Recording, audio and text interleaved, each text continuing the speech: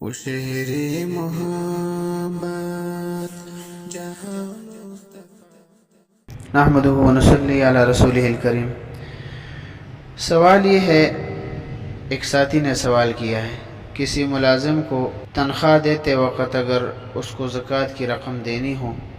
تو آیا اس کو یہ بتانا ضروری ہے کہ یہ زکوٰۃ کی رقم ہے، یا زکوٰۃ کی رقم سے تنخواہ دینے کی وجہ سے زکوٰۃ ادا ہو جائے گی یا نہیں؟ تو اس کا جواب یہ ہے کہ زکوٰۃ کی مد سے تنخواہ دینا جائز نہیں ہے، اور نہ ہی اس طرح تنخواہ دینے سے زکوٰۃ ادا ہوگی، اگرچہ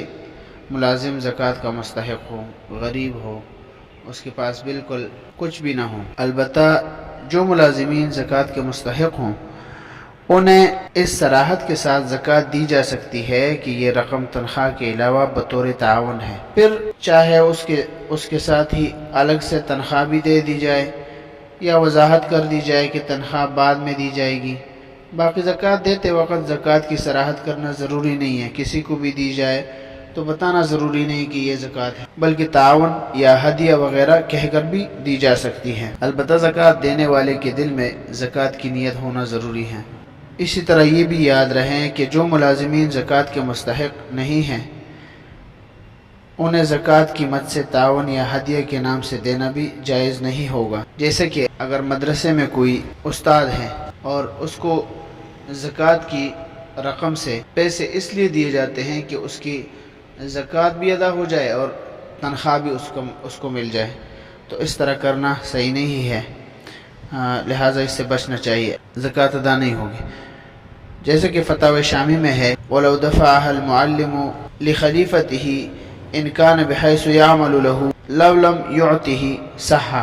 وَإِلَّا لَا لِأَنَّ الْمَدْفُوعَ يَكُونُ بِمَنزِلَةِ الْعِوَضِ، جلد نمبر 2 صفحہ نمبر 356۔ اسی طرح شامی کے اندر موجود ہے، فَهِيَ تَمْلِيكُ الْمَالِ مِنْ فَقِيرٍ مُسْلِمٍ بِشَرْطِ قطع المنفعت عن المملک من کل وجہ، جلد نمبر 1 صفحہ نمبر 170۔ فتاوی علمگیری میں دوسرا حوالہ ہے، ومن آتا مسکینا دراہم وسماها ہبۃ او قرضا ونوى الزکاة فإنها تجزیہ وهو لصح، هكذا في البحر الرائق ناقلا عن المبتغى والقنیہ، جلد نمبر 1 صفحہ نمبر 171۔